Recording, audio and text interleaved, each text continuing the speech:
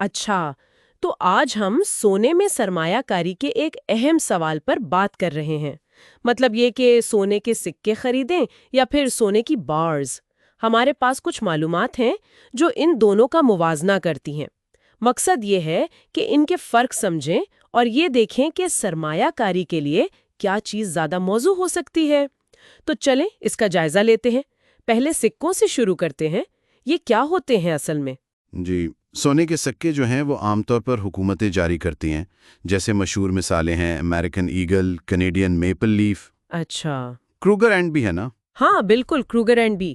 یہ زیادہ تر 1 اونس یا کبھی کبھی اس سے کم وزن کے ہوتے ہیں۔ اور ان کا فائدہ لوگ کیوں لیتے ہیں؟ دیکھیں، سب سے بڑا فائدہ ان کی لیکوڈیٹی ہے، مطلب خریدنا بیچنا بہت آسان ہے، دنیا بھر میں پہچانے جاتے ہیں، اور حکومت ان کی خالصیت کی گارنٹی بھی دیتی ہے، تو ایک طرح کا اعتماد ہوتا ہے۔ لیکن میں نے سنا ہے ان پر قیمت زیادہ ہوتی ہے، سونے کی اصل قیمت سے زیادہ، جسے پریمیم کہتے ہیں۔ جی بالکل، یہ پریمیم ہوتا ہے۔ اصل میں یہ سکے بنانے، ان کے ڈیزائن اور پھر ان کو تقسیم کرنے کے اخراجات کی وجہ سے ہوتا ہے۔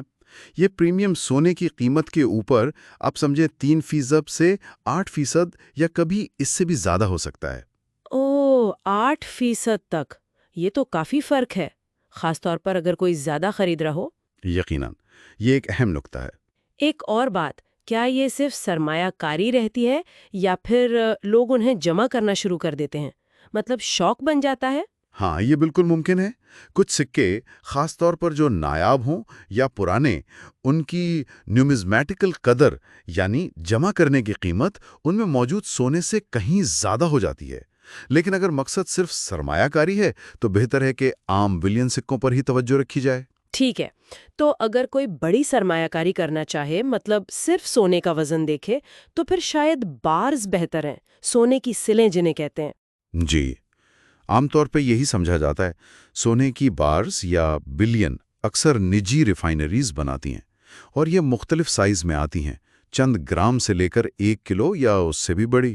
اچھا، اور یہاں دلچسپ بات یہ ہے کہ بارز پر جو پریمیم ہوتا ہے وہ فی گرام کے حساب سے سکوں کی نسبت کافی کم ہوتا ہے۔ کم پریمیم؟ جی، جتنا بڑا بار ہوگا فی گرام پریمیم اتنا ہی کم ہوگا۔ تو مطلب یہ ہوا کہ آپ کو اپنے پیسوں کے بدلے زیادہ سونا ملتا ہے۔ پیسے کے بدلے زیادہ سونا، یہ تو بہت پرکشش لگتا ہے۔ لیکن کیا ان بڑی بارز کو بیچنا اتنا ہی آسان ہے؟ مان لیں کسی کو پوری 1 کلو کی بار نہیں بیچنی، صرف تھوڑا سا سونا چاہیے۔ یہ ایک عملی مسئلہ ہے۔ بڑی بارز جو ہیں وہ کم مایع ہوتی ہیں، مطلب انہیں آسانی سے چھوٹے حصوں میں توڑا نہیں جا سکتا۔ اگر کسی کو جلدی میں کم رقم کی ضرورت پڑ جائے تو پوری بڑی بار بیچنا مشکل ہو سکتا ہے۔ صحیح، خریدار ڈھونڈنا پڑے گا جو پوری بار لے۔ بالکل، اور اسی لیے بار خریدتے وقت بیچنے والے کی ساکھ بہت اہم ہے، اور بار کی تصدیق یعنی ایسے سرٹیفکیٹ، تاکہ جعلی ہونے کا خطرہ نہ ہو۔ تو کم پریمیم کی قیمت ایک طرح سے لیکوڈیٹی کی کمی کی صورت میں ادا کرنی پڑ سکتی ہے۔ درست کہا۔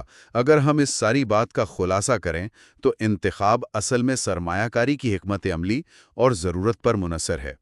جو نئے سرمایہ کار ہیں یا جو زیادہ لچک چاہتے ہیں، ان کے لیے شاید سکے بہتر ہوں، چھوٹی شروعات کر سکتے ہیں، آسانی سے بیچ سکتے ہیں۔ جی، دوسری طرف جو لوگ بڑی رقم لگا رہے ہیں طویل مدت کے لیے، ان کے لیے بارز زیادہ فائدہ مند ہو سکتی ہیں، کم پریمیم کی وجہ سے۔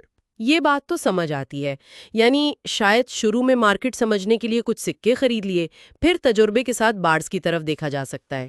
ہاں، یہ ایک اچھا طریقہ ہو سکتا ہے۔ اور دیکھیں، سب سے اہم بات، چاہے سکے ہوں یا بارز، ان کو محفوظ رکھنا بہت ضروری ہے۔ اچھا، وہ کیسے؟ گھر میں کوئی اچھی مضبوط تجوری ہو یا پھر بینک کا سیفٹی ڈپازٹ باکس، یہ لازمی ہے۔ اور اسی سے وہ سوال بھی جڑا ہے کہ سرمایہ کار کو قیمت خرید یعنی کم پریمیم اور بیچنے کی آسانی یعنی لیکوڈیٹی کے درمیان توازن کیسے قائم کرنا ہے۔ یہ ہر ایک کے لیے مختلف ہوگا۔